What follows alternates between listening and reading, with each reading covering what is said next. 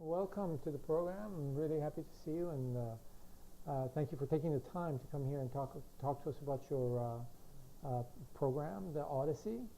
My pleasure. Thank you. Yeah, great. Before we get into it in detail, would you mind telling our audience, sharing a little bit about yourself and your background, so that they get to know, for those of you who don't know, who John Hanley Jr. is? Yeah, sure. Well, where to start? Well, I was born in Wisconsin, a place called Waukesha, and my parents moved out to California when I was in second grade, and this is somewhat relevant to the work I do, because I think the reason my parents moved out here is because my dad, he got involved in, let's call it the training industry, or the transformation training industry, back when he was in Wisconsin, and the company he was working for at the time wanted him to set up an office in California near San Francisco. So off we came, and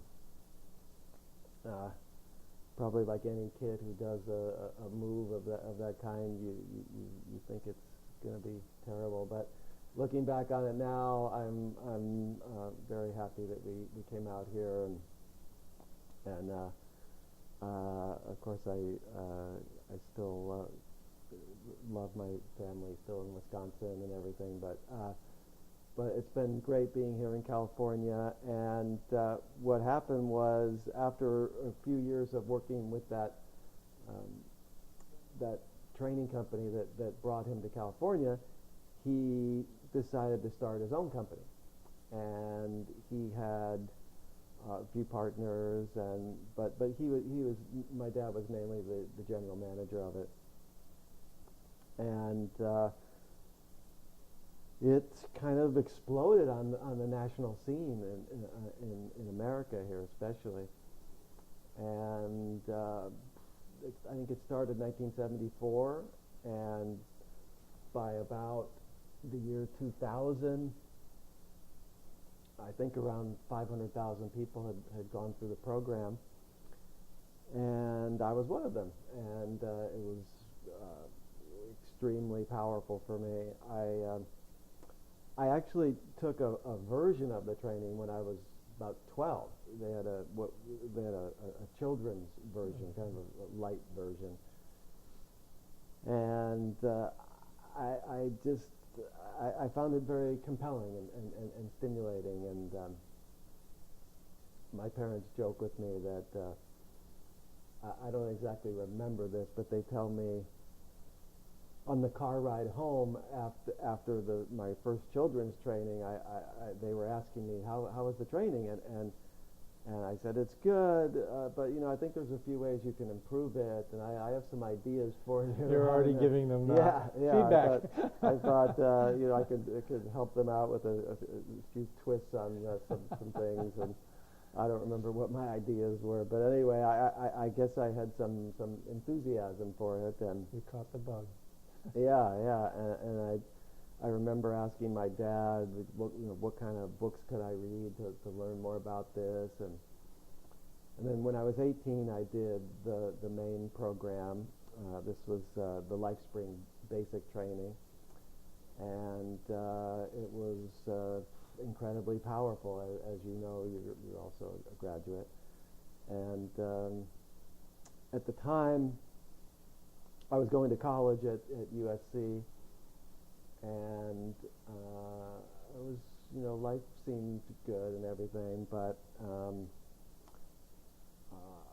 I just remember out of the trainings, it was like an explosion of new possibilities. And just as one example, I can remember being kind of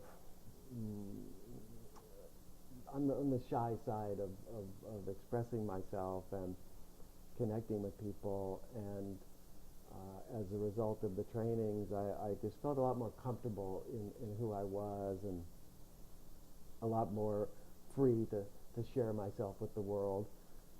So I noticed my friendships deepened. I started meeting a lot more people, and my grades suddenly shifted from like B's and C's to almost all A's. And at the time, I was going to be. I started off. I was going to be a psychology major, but I eventually got really inspired by philosophy, and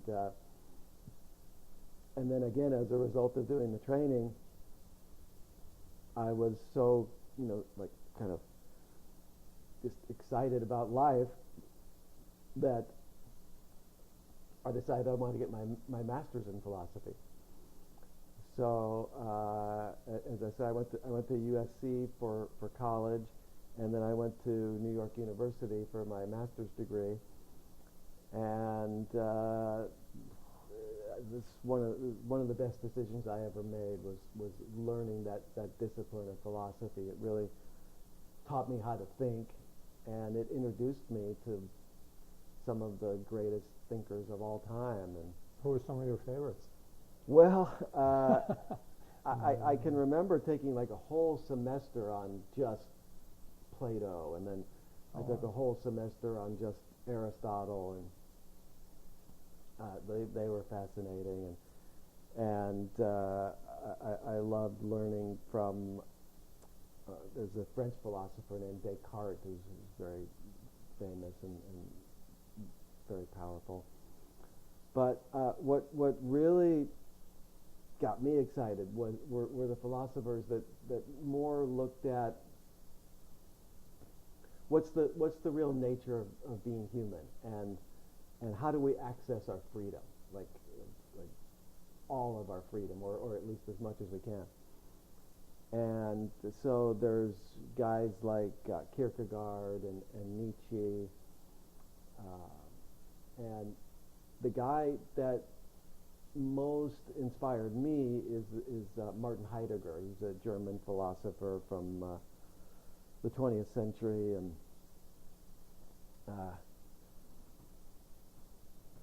he has a checkered personal past, to say the least. But it's disconcerting for all of us who've enjoyed his work. But I still maintain that the bulk of what he was teaching is very powerful and relevant. And Heidegger seemed to really penetrate into what does it mean to be human, and not like from an outsider's view of like just describing the let's say the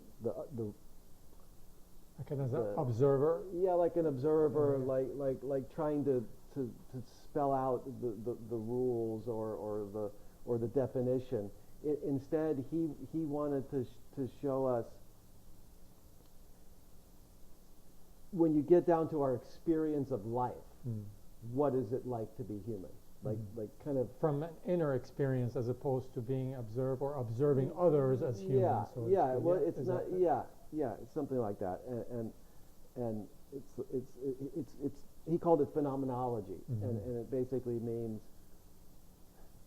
let's go to the phenomenon, like what really happens down on the ground when you're being human. What happens, in your thoughts and in your actions, how you relate to people, and what's motivating that, and what's guiding that.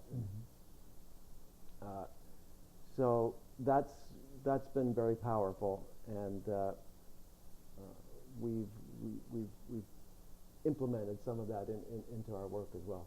So does the term the being of human being, is that the term that you're using? I've heard you say that a couple of times, and that's very intriguing. Can you explain that? Is it related to this philosophy that you're talking about? Yeah, I think so. I don't know if Heidegger used that exact terminology. Anyway, he wrote in German, and it's lost in translation. Some things can get difficult to translate, but I think it's Heidegger, but I think I would even go to the Eastern side and bring in Buddha as a complementary figure, because when you talk about being of human being, what that means to me is that there's, let's call it a structure of being, or a way of being, that's distinct from the individual instance of it. You know, like, in other words, all individuals are born into this structure called human being. So something like that's what I mean by the being of human being. Now, when you really study it, and of course Buddha did in a very experiential way, when he just stripped away the layers of himself to kind of get down to his truth. Heidegger and others went at it in a more intellectual way.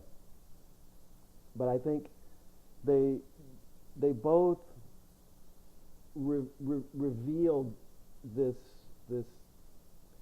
phenomenon of the being of human being. And let me just tell you the Buddha side of it, because I think that's very interesting. that makes a difference. That it helps me to understand this, because, you know, and I'm not a Buddhist, you know, but I respect his insights for sure.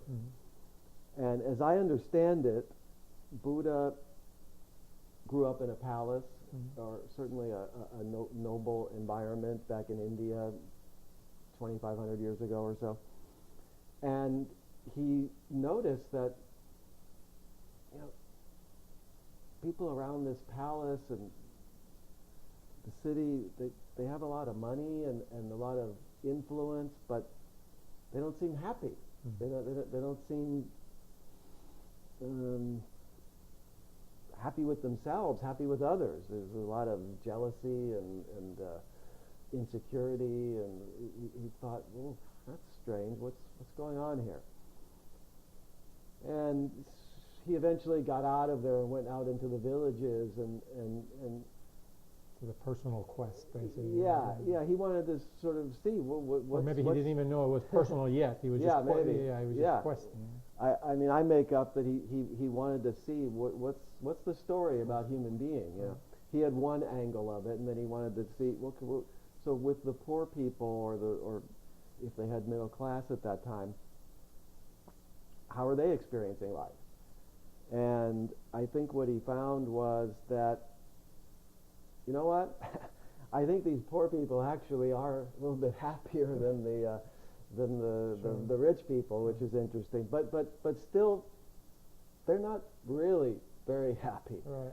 And they seem to complain a lot and moan a lot and wish things were different a lot, and they struggle with their fears and their insecurities. And probably noticed a sense of vitality that didn't exist within the palace environment when he was outside, or maybe, I don't know. You know, there was a rawness maybe to life.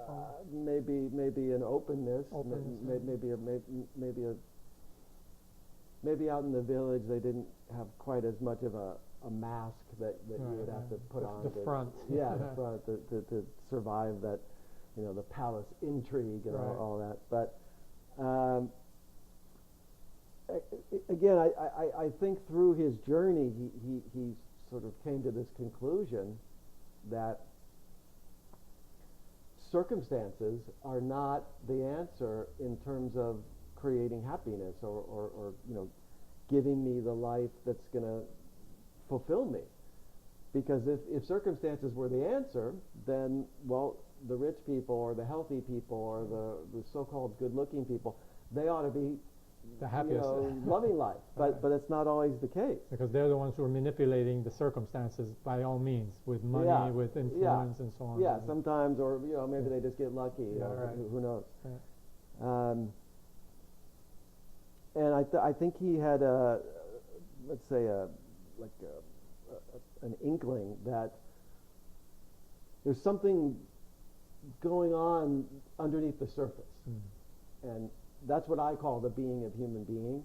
He probably wouldn't have used that exact language, but as I understand it, what he discovered was that we're used by survival. Right? What do I mean by that? Well, when I really stopped to think about it, it's not that surprising, because didn't Darwin say the same thing essentially? Now he was talking about all life forms, but in fact he says all life forms are obsessed with survival. Now he was talking about on a biological level. I think what Buddha discovered, and Heidegger in a more intellectual way, is that in addition to our biological organism, we have, let's call it a social self, this self-identity or self-consciousness, our image, our reputation that we project out into the world. And inevitably, once you identify with this concept, this me, this self, well, then it seems you need to protect it. You need to make sure that no threats get in and can hurt you.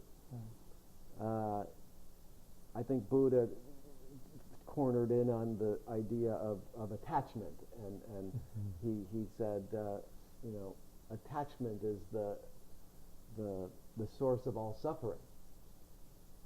Well, what makes us be attached is, or put it another way, what are we most attached to?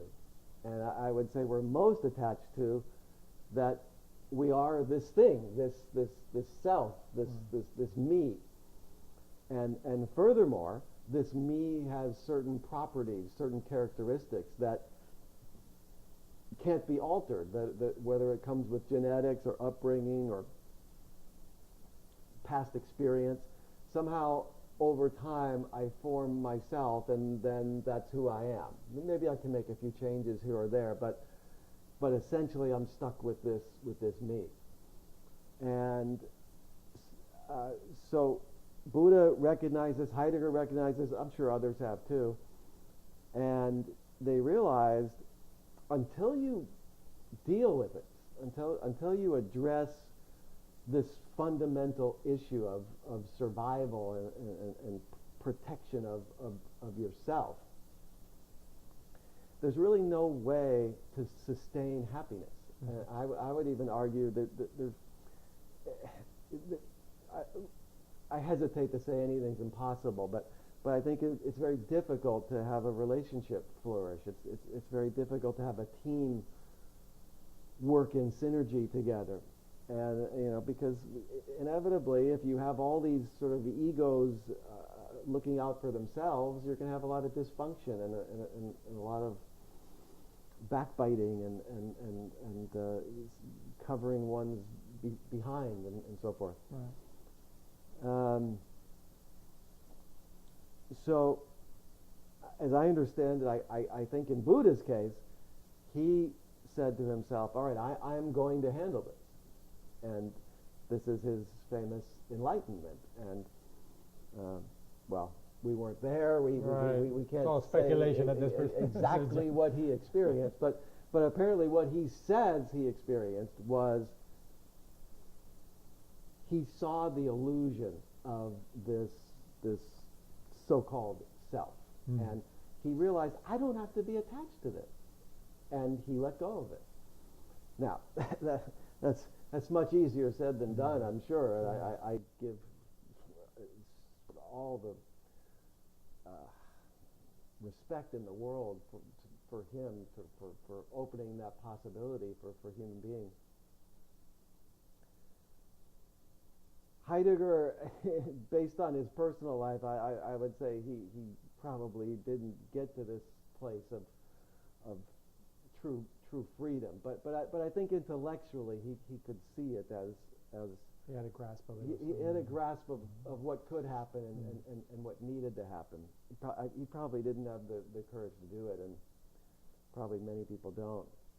That's interesting what you're saying about the courage, because I think that's a key element between the topic as well as your training, the Odyssey, because that whole concept really requires some courage. Now I know the viewers are probably going to hear this more detail of it, but I really like to make that connection now so that perhaps you can discuss it from that perspective, because it does take some amount of facing up to in order to go beyond that current self. Yeah, definitely. It's very alluring to just play the game as society has set it up, you know, or I would even say, this might sound strange, but play the game that the being of human being gives you. And it's not like, you know, there's some actual being of human being who's telling us what to do, but it's kind of instinctual that we just get that, okay, you need to protect yourself. And look, of course, that makes that makes good sense. You don't want to run in the street and get run over by a bus. But I think we all can recognize socially we maybe take this protection too far, and it drags us down in life. And so, you know, I always say I think people are obsessed with avoiding 4 things: being embarrassed, being rejected, being wrong, and failing. And I think most people will do anything to avoid those 4 things.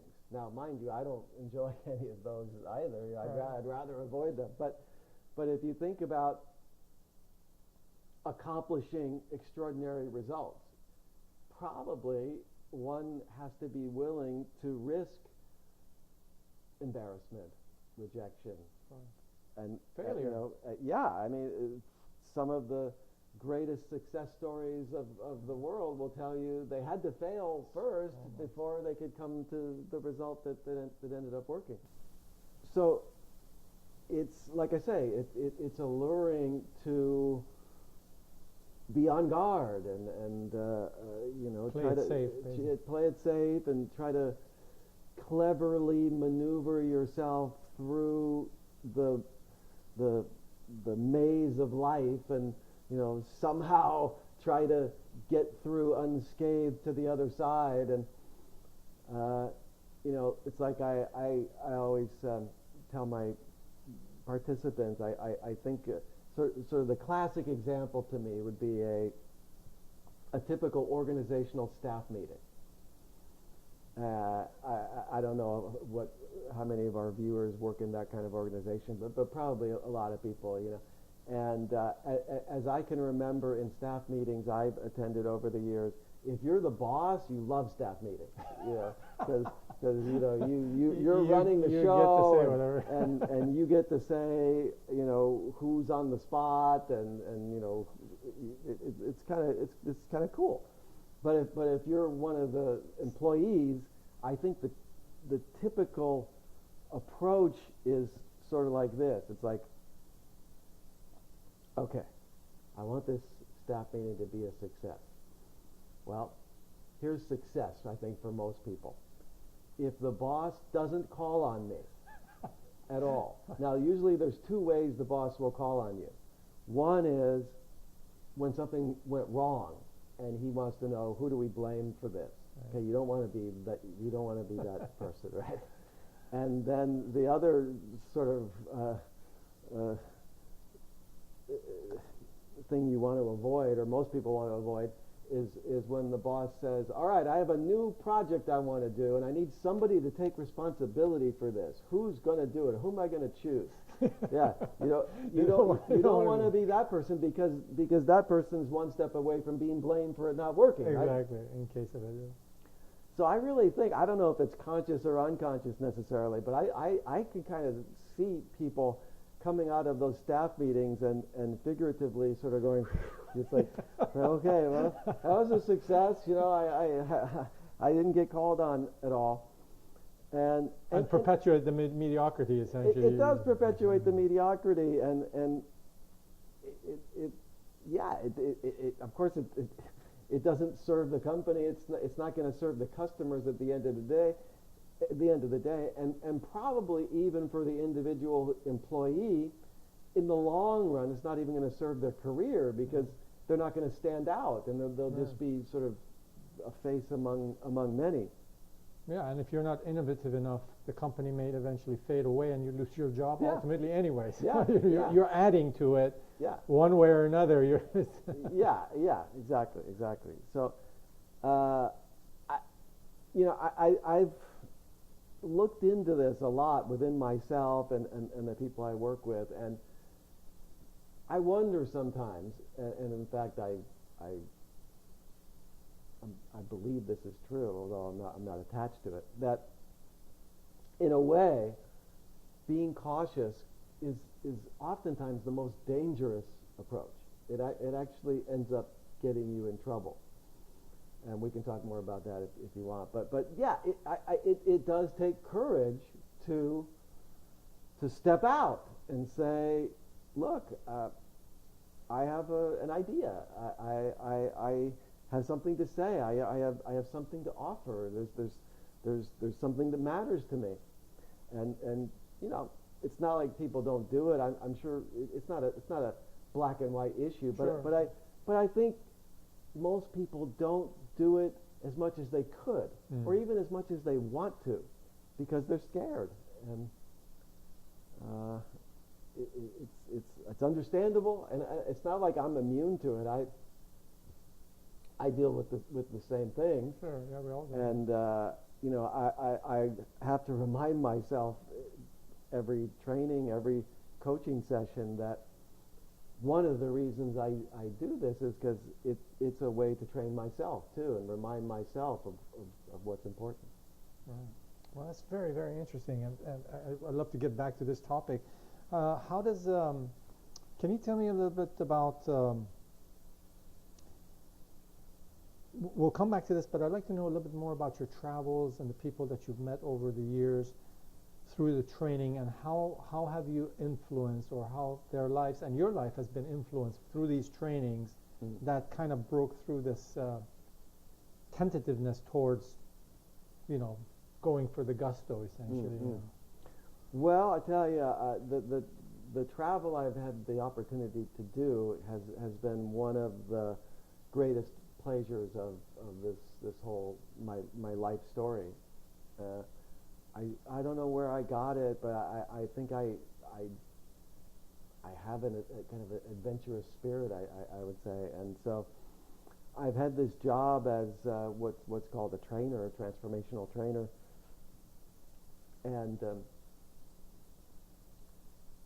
we're working on different methods of delivery, whether internet or so forth, but up till now, what it means is you got to get out there in the world and go where the people are in order to deliver your training. So initially I started in the States and worked almost exclusively in the States for about 10 years, back in my 20s and 30s. And but since then I've done a lot of work in Latin America, in places like Mexico, many areas of Mexico, and also Colombia, and then also in China. Right. And I've done a lot of work in Hong Kong, a lot of work in Beijing, and some work in some smaller provinces as well. And it's really taught me a lot. And I would say it's taught me two main things. One is,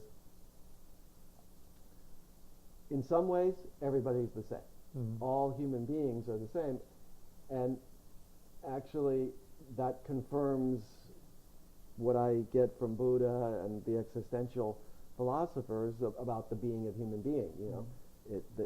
I've seen it firsthand that whether you're in Mexico City or you're in Beijing or you're in San Francisco or New York City, there's certain aspects of being human that people seem to display,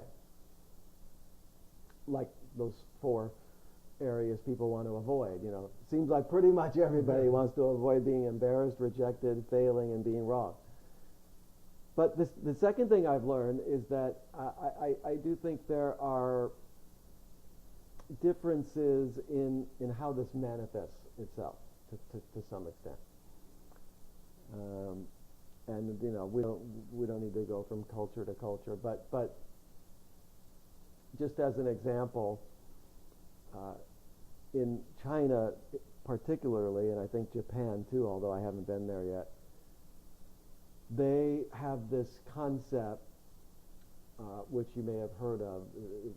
It's roughly translated as face. Face, like they want to save face, save so face, to speak. yeah. And most Eastern cultures have yeah, that. it's an Eastern kind of come from, and we have it in the West too. But from working with the Chinese, I can see that it's another order of magnitude for them. Like it's something they're just absolutely obsessed with, and at the same time, once they open up, they're very genuine and vulnerable, and just I love the Chinese people, and I love working there so much. But there's particular challenges of working with people there, and the States, and there's certain things we take for granted in the States that other places don't, and for example, I make up that in the States in particular, and I'm sure there's probably other areas too, maybe in the Europe West. or somewhere, West, but I have a feeling it's particular to the States that people are brought up with the idea that you're special.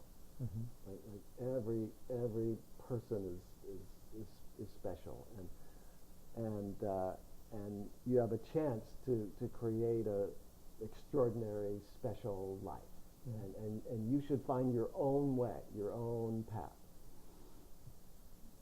Whereas in the East, and for me, what I discovered in China, for a lot of them, they don't have this idea. This is not how they're brought up. It's not wrong or bad, or it's just different. They're brought up more, you need to fit in with the community. You need to play your part. You're part of the bigger picture. You're part of the whole, yeah. and you need to play your part. You as an individual, it's not that you don't matter, but you're not as important as the whole. And I mean, with anything, there's good and bad news. I often think about it, especially as I get older and my parents get older. They have this wonderful tradition in China, and I'm sure other places do, but certainly in China, where it's expected that as the parents become more elderly, that they will then live with their sons and or daughters, right. and it's up to the young adults to take care of their parents. Whereas I notice generally in America, it's not like that. It's more like we put them in nursing homes and special facilities, and it's almost like we don't want to be reminded of old age or death or something, and it's just too messy for us, and we're too busy, perhaps. Well, that's our excuse. Yeah, you're right. Yeah, sure. So I've actually been quite inspired by that, and I've told my parents, listen, I want to do that for you guys. I want to. I mean, I'm sure my brother and sister will help, but I want to have that kind of tradition. And well, I'm still working on my kids getting that. They're my sons. They're too young. Live by example. They're too young to think about it yet. But so anyway, so those are some things I've learned from travel, and I think it's it's informed me in a very powerful way. I'm just so grateful to the learning I've gotten to do. You know, it's one thing to read a book and, you know, sort of get it, but it's another thing to go there and then be with them and not even just be with them on a superficial level, but be with them in a very deep level where they really reveal their quote unquote truth, let's say, or at least what seems the truth for them. So I've been blessed. That's wonderful. That's a great story. Let's get towards the program that you've developed, Odyssey. Yeah. And I'd like to know a little bit more about that.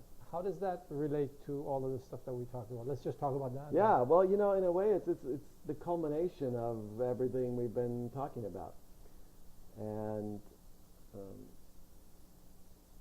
I say I'm the principal creator of the Odyssey, but you know, I'm also cognizant of the fact that it's not necessarily that I'm coming up with these ideas out of nothing. You know,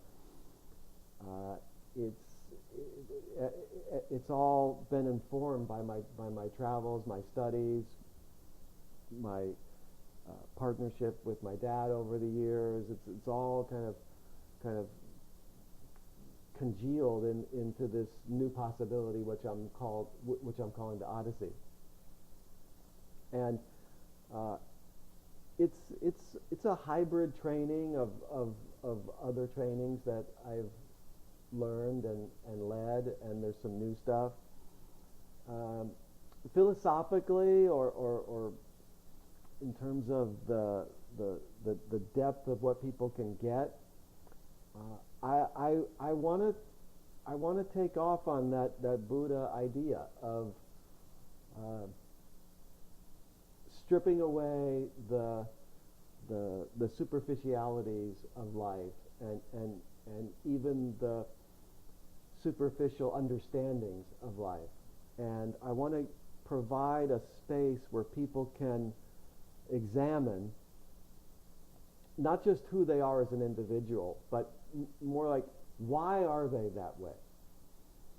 And you know, I don't dismiss other disciplines. I'm sure there's a lot of great ideas out there, but you know, it's okay to have contrast too. Right. And you know, I make up that, let's say, in some more of a psychological discipline, that they might say, well, the reason you become the way you are is because of what happened to you in your past. Mm-hmm. And there's probably traumatic events that have influenced you and shaped you. And they might say, well, and some of it's genetic, and I get that. But I'm also convinced that there's this being of human being that we've talked about. There's this structure of being. It's as you can imagine, it's hard to exactly articulate. Sure. Buddha famously, his most famous lecture was he just held up a flower to his audience for apparently, you know, all day or several days, and just total silence, you know. So I don't know, maybe that's better than sort of groping for it, but I think I can point to it anyway. I'm convinced that there's a way of being that we inherit because we're human, and then our culture shapes it in its distinct way. And then that becomes the range of options upon which we can live our lives. And again, it's not good or bad, right or wrong. It's just I just believe that's the case. And I also believe that once you recognize that, you can sort of see through it. And there's a way to look at it such that you can see that underneath that being of human being, and even underneath what the culture says is important, there's nothing objectively like the answer about it. There's nothing about what we inherit from this, what I call being of human being, or the culture that has to control our lives, that has to decide every moment of our lives. So I believe that once you embrace that there is this larger context, then you're not stuck with that larger context.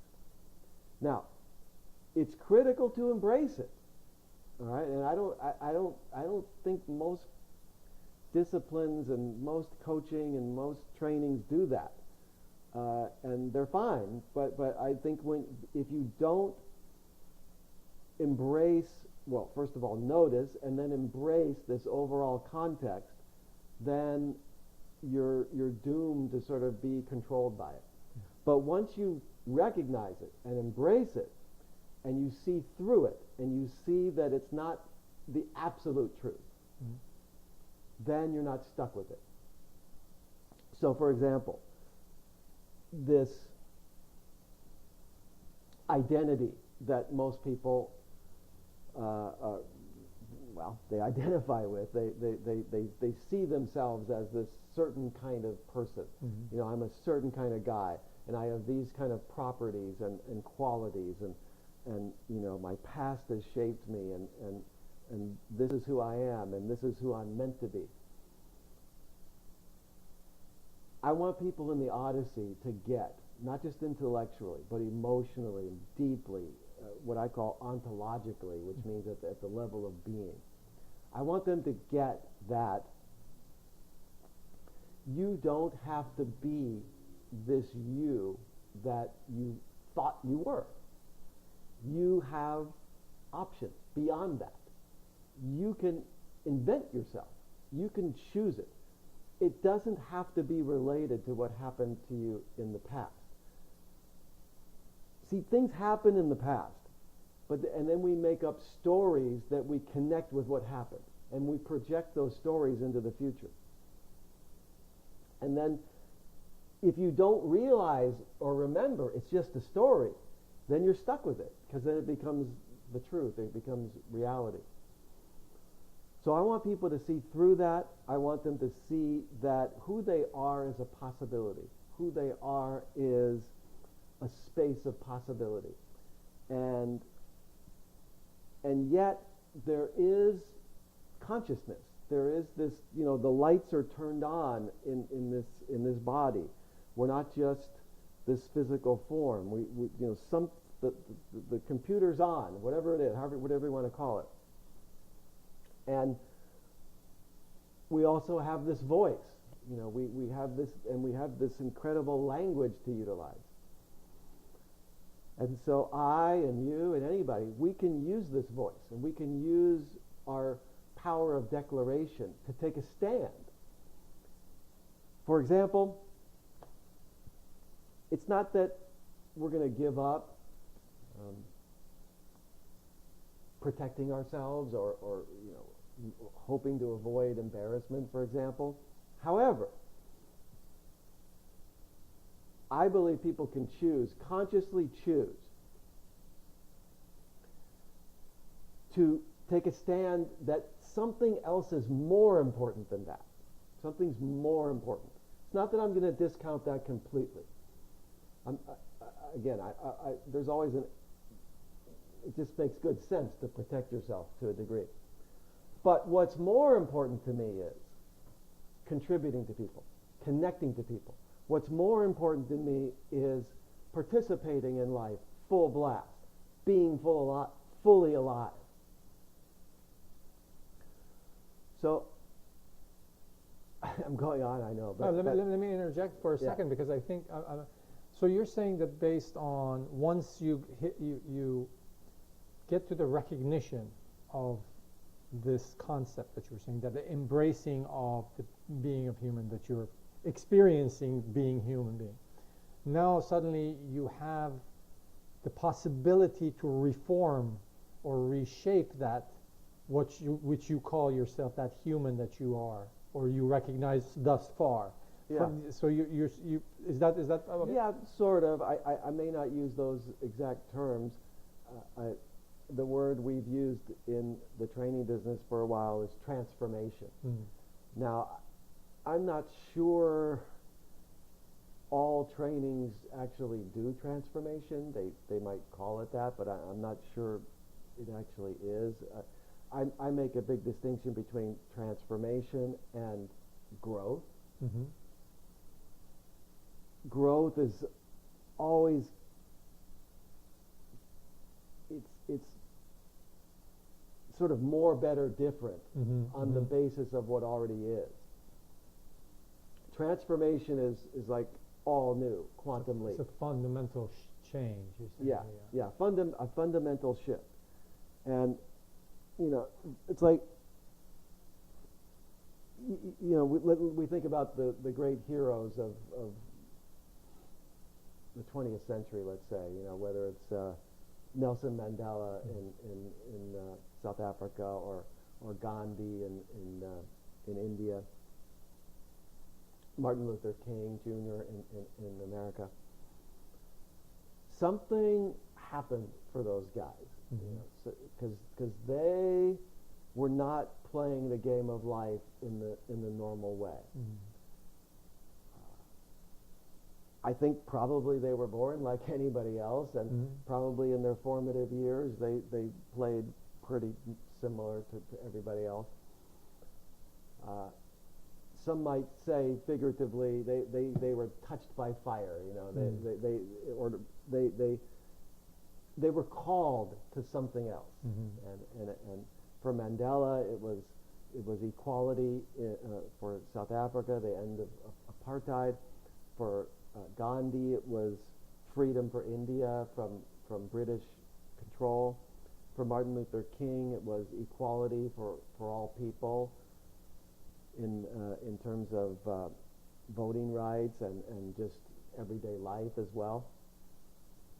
And once they took that stand and they said to themselves, this matters to me, I'm willing to give my life for this, then they had to put embarrassment and rejection and failure and worrying about others challenging them, being wrong. They had to put that all kind of in the background.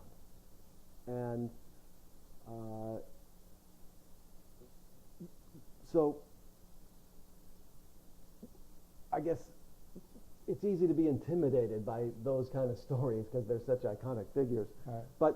But you don't have to have something that's going to transform a whole country. You don't have to have something that's going to transform the world. But if you just find something you're called toward beyond protecting yourself, beyond just getting by, I think that's a transformation. And I think it reshapes your whole participation in life. It reshapes your relationships. It reshapes how you are at work. It reshapes how you take care of yourself. It reshapes everything. And most of the time people are thinking they want the external world around them to be different, but they don't realize you need to first have your perspective be different. In other words, you need to have you be different. You, from the inside out, need to be different so that the world occurs to you in a different way. Now, believe me, that's easier said than done. No, I get it. Yeah. So Odyssey is a journey that people can go on, where they sort of go on their hero's journey. I think everybody can be a hero, and what I'm talking about is heroic living. Anything beyond just getting by, surviving. That's a hero's life. And I'm not saying that people who don't take Odyssey don't have any access to that. I'm sure there's people that are doing great things. But I'm also convinced that it's very, very, very easy to have various blind spots. And, you think you're giving 100%. It seems like you're maximizing your your possibilities, but when you take a close look, you oftentimes can see not really. There's way more available to me. So I think Odyssey is a breakthrough for people. It's designed to be a breakthrough, and it's for individuals. I also see it for corporations, because that's really, it's all individuals anyway, and the individuals need to come together as a team in order to serve the customers. And a big issue in corporations is company culture, and how do we shape our culture consciously so that we work well together, efficiently, effectively, and we serve our clients in the most powerful way. Believe it or not, there's a lot of dysfunction going on out there within organizations, and a lot of suffering. There's a lot of pain people are going through because they don't know what to do. It's hard to see under the surface and get to the structures of being that keep creating the same circumstances. So the Odyssey is a journey where you can explore this, you can face it, and ultimately you open the door to a new possibility and you step through it. Now, the Odyssey is not going to do it for you. It's not magic, but it sort of puts you in position to make something new and powerful happen for your life. So, is there a universal theme or message within the Odyssey program? I think you kind of touched up on it, but give us a little bit more about that, and as well as like the length. How long is the program, and is there any prerequisites in terms of reading material? Should participants prepare before they come in?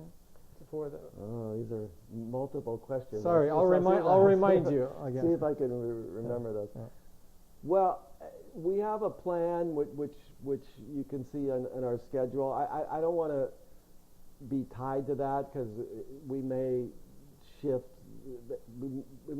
the how many days it is and so forth. But it'll be a multi-day program, put it that way. And exactly how that takes place, it isn't that critical. And overall theme, we have talked about it a lot, but the overall theme, I also just think the imagery of the Odyssey is beautiful. And this comes from Homer, and he wrote the Iliad and the Odyssey. These are Greek epic poems from 2,700 years ago or so. And the Odyssey in particular is about this character Odysseus. And Odysseus was a Greek warrior, and he fought in the Trojan War, and he wants to go home. Well, he's got another thing coming, because it's I think he thought the war was bad. Yeah. He was fighting the war for about 10 years, and then it took him at least that, or maybe double that, to get home eventually. And whether it's the gods or life or destiny told him, hey, we have another plan for you. You can't go home yet. You've got some work to do. And I think there's a metaphor in there that's valuable and can teach all of us. And I would ask all of us to consider what would be home for us, and it could be, as I say, it's not maybe our old home, but it could be a new home. It could be the home we're meant to have, whatever that means, whatever the right home for you is, and wherever you feel at home. Yeah, wherever you feel at home, wherever you'll truly be at home. And I think there's a journey to go on, and there's monsters to face, and there's challenges to face, there's mountains to climb, and there's things that you need to work on. and you know, where are you going to do it? It's like I guess we try to do it just in the midst of living life. We try to do it, but it's not that easy. They don't teach it in school really. Some people are lucky enough to have a good counselor or something they can work with for a long time, but most people aren't, and you know, not all of us are Buddha where we can do it ourselves, you know. So the idea is it's a journey of a lifetime, because it's a journey into yourself. It's a journey of exploring what it means to be alive, and how do you maximize your participation in life, maximize your experience of life. So it's almost like a practice ground for experimenting with figuring out who you are or what you want and so on. Is that, am I getting it right? Yeah. Or something? Yeah. And it's about exploring all those deep, meaningful questions that you don't have time for usually. Right. And when you think about exploring them, they seem intimidating and too difficult to ponder. Well, the good news is some people have looked into those questions, and they can help us if we'll listen to them. And I try to bring a synthesis of ancient wisdom traditions and modern philosophy also, and sort of distill what I think are the most crucial ingredients. Now, mind you, you could take months, years, decades on your Odyssey. Right. A lifetime. Lifetimes. My intention is to make it something that the average person can fit into their schedule of life, and yet still be powerful. And I think that's one of the innovations of transformational trainings, that I'm standing on the shoulders of giants there. You know, I really don't think most of the information is new. I think the emphasis is different depending on where you go. As I say, I think there's a difference between transformation and a growth model. But in any case, I think these trainings started in the maybe late 60s, 70s. One thing I give them a lot of credit for is maybe not brand new ideas, but somehow they're able to produce very deep enlightenment and breakthroughs in a very short amount of time. And I think that's worth something. That's in fact, that's probably priceless.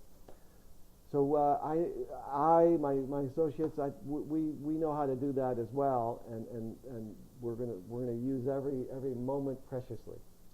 To share a little bit about what you just said, personally, when I took a similar training with your earlier program, it was a 5-day program, and at the end of the 5th day, I felt almost every day added a decade of wisdom experience to me. Like I felt much older, but still in this youthful body. Older meaning like wiser in that sense, because now suddenly, and that condensed element of having all of this information visited and explored and you know, digging into the dirt and you know, it was really truly wonderful for me. And it's been a life-changing experience for me for years now since I've done that. You know, so that's awesome. I think there's something about the experiential nature of the process, as opposed to the academic model, where they're essentially giving you information, you know, facts and figures and things and concepts, and I love it. I love academic learning, but in terms of application, I think it leaves a lot to be desired, and I think, I don't know about anyone else, I have my suspicions, but certainly for me, coming out of a college class or something like that, I mean, a week later or a month later, it's hard to remember most of what I learned. I'm sure I got value out of just the discipline of learning it, but it's hard to remember all the details, and so, and not to mention, since they're delivering facts and figures and information, they're not really focused on applying it to your life and making good use of it. So that's just not their emphasis. So it's not surprising in a way that you don't get the same kind of value from that. Whereas our work in these trainings, first of all, it's experiential. So it's not just giving you facts and figures. It's not like read this and then pass a test. No. Yeah, we have dialogues and there are concepts delivered, but it's more in an interactive way where you get to absorb it and create it for yourself. But also, we have experiential exercises that you do where you're like kind of in the game, and instead of talking about trust, you get to tell somebody, do you trust them? And if you don't trust them, if they're open to it, tell them why you don't trust them. And it's something like that. It's like that can be challenging for people, but it's valuable because as I say, it gets you in the game. And when it comes to taking a stand for your life, as you can imagine, it's one thing to understand that. That's all fine and good to understand it. You can read all the books you want to read, but that isn't going to have you take a stand. Mm-hmm. But maybe if you had the right coach and you had other fellow participants who are also on a similar journey, and everybody's motivated toward this result, maybe then you would be inspired to take a stand. And it wouldn't be conceptual. It would be real. It would be deep, and it would be something that you would instantly take into your life, and it might even be permanent. Mm-hmm. It's the kind of thing that isn't fleeting because you've created it, and it's visceral. It's not just a concept. It's down to your bones. Yeah. I kind of remember the earlier analogy of this. We always say, so what are these courses about? I said, well, you can go read about how to ride a bicycle all day long, but until you actually get on it and fall a couple of times, you really don't know how to. Yeah. Once you experience the bike, then it lasts you for the rest of your life, essentially. Yeah. Pain is a great teacher, probably the best teacher. Yeah. So I assume, since you said there's no required reading, but you have some a list of suggestions that I see. Yeah, you can go to the website, and I wanted to make it clear, and I want to make it clear for people that, again, I or my team, we're not gurus, okay? We're not just pulling this out of somewhere. We're getting our material from what we consider to be giants in the field of human development. And so I've listed 50, 60, 70 books on the website. These are all books that I have read. I'm sure there's others, but I just haven't gotten to them yet. And those are the kind of books that have influenced me, and it's everything from literature, certainly Homer and Sophocles and Shakespeare, and then there's some of the important philosophical works that have really touched me that are in there. And what else? Maybe a little bit of poetry, some science. It's quite a panoply of different approaches to what makes us tick. So yeah, check that out. Awesome. Well, thank you very much for the wonderful conversation, and I hope you all benefited from this very interesting topic. If you have any questions, contact our centers. The information is on the website, and you'll have your questions answered.